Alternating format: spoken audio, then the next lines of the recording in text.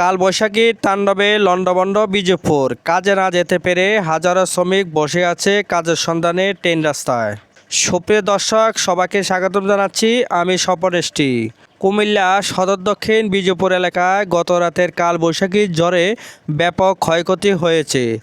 ঝড়ের তাণ্ডবে বহুত ঘরবাড়ি ও দোকানপাট ক্ষয়ক্ষতি হয়েছে। বিভিন্ন স্থানে গাছ উপড়ে পড়ে আছে, ছিঁড়ে গেছে বিদ্যুতের তার, ভেঙে পড়েছে বিদ্যুৎ খুঁটি, যার ফলে পুরা এলাকায় সৃষ্টি হয়েছে ভয়াবহ পরিস্থিতি গত রাতে। এদিকে সকালবেলা দেখা গেছে এক ভিন্ন চিত্র। বিজয়পুর রেললাইনের পাশে জড়ো হয়েছে অসংখ্য মানুষ। প্রথম দেখায় মনে হতে পারে কোনো দুর্ঘটনা বা বড় ধরনের সমস্যা হয়েছে, তবে এর চিত্র হলো ভিন্ন। উত্তরবঙ্গে থেকে আসা বহু শ্রমিক বিজয়পুর এলাকায় কাজের সন্ধানে অবস্থান করছেন। গত রাতে ঝড়ের কারণে আজ সকালে অনেকে কাজে যেতে পারে নাই। কাজ না পেয়ে এসব শ্রমিক রেললাইনের পাশে বসে সময় পার করছেন, অপেক্ষা করছেন নতুন কাজের সন্ধানে।